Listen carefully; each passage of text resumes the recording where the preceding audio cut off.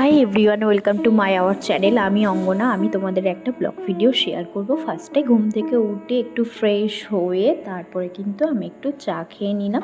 চা খাওয়ার পর কিন্তু আজকের নতুন একটা রেসিপি করব, সেটা হচ্ছে পমফ্রেট মাছের সর্ষে দিয়ে ঝাল। তো ফার্স্টে কিন্তু পোস্ত, আদা, লঙ্কা ভালো করে কিন্তু আমি ওটা পেস্ট করে নেব, আর আলাদা সাইডে কালো সর্ষেটা কিন্তু পেস্ট করে নেব, দুটো আলাদা হবে।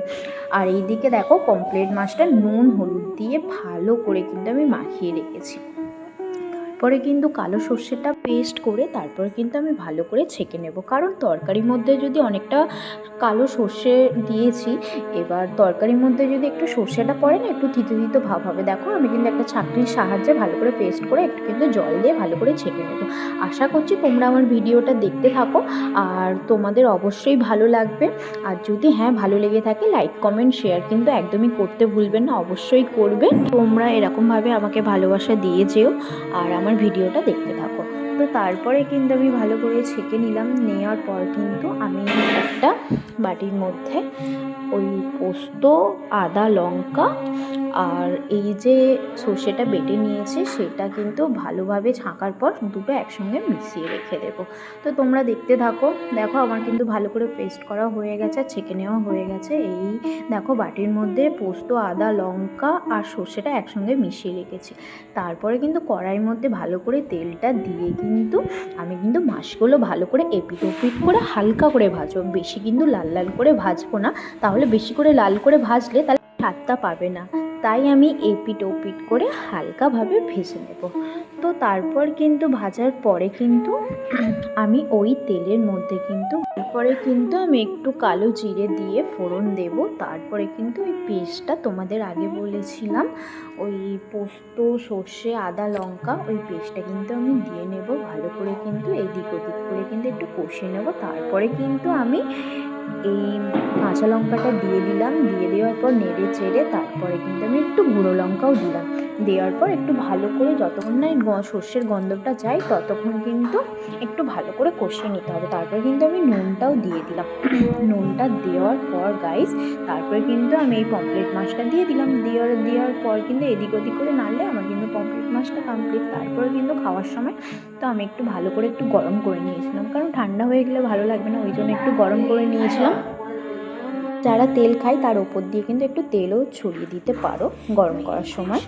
তারপরে গাইস আমি কিন্তু দুপুরে লাঞ্চ করার পর কিন্তু একটু ঘুরতে বেরিয়ে গেলাম। তারপর দেখো ওই যে ওই ভিউটা দেখতে পাচ্ছ, দুপাশে পুরো বাঁশঝাড়ে পুরো মাঝখান দিয়ে রোড। তো আমার তো এই ভিউটা ভীষণই ভালো লাগে, আর ওকে দাঁড়াতে বলি ওই জায়গাটা দাঁড়ায় না। তো যাই হোক, আমরা যখন ঘুরতে আসি এই জায়গাটাই আসি।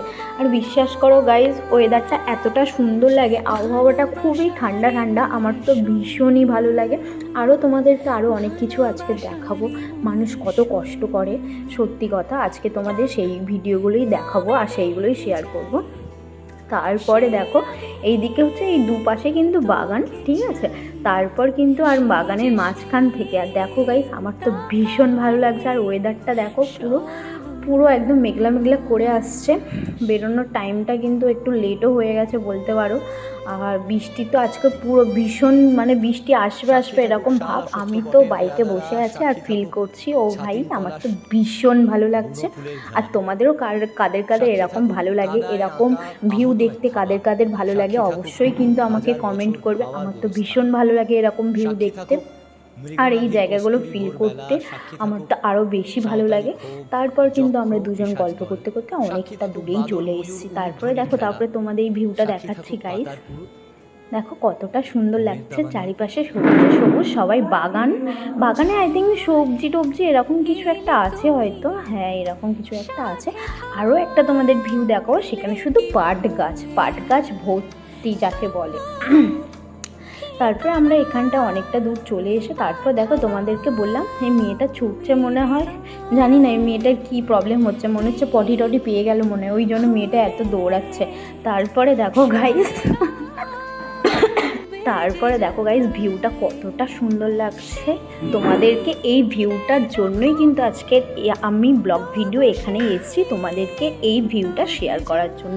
আর আকাশটা দেখছো পুরো অন্ধকার, আর চারিপাশে কিন্তু সবুজে সবুজ। এটা ভিডিওতে দেখতে যতটা সুন্দর লাগছে, আর বিশ্বাস করো আমি ওখানটায় ওই জায়গাটা আমার ভীষণই ভালো লাগছে, আলাদাই একটা ব্যাপার যাকে বলে।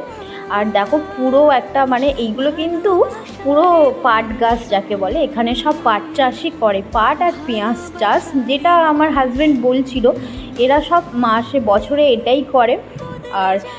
আর এই যে এক তো বৃষ্টি এসেছিলো, তারপরে আমরা একটা দোকানে ওখানে দাঁড়িয়ে পড়েছি। আর এই দেখো ওখানে অলরেডি বৃষ্টি পড়ছে, আর ওই দিকেও পাট চাষ হচ্ছে মাঠের মধ্যে। আর এই লোকটা দেখো বৃষ্টির মধ্যে ভিজে ভিজে এই পাট গাছগুলো কেটে তাকে ভালো করে বাঁধছে। আর জলটা দেখো কতটা নোংরা, তাই মানুষ কত কষ্ট করে।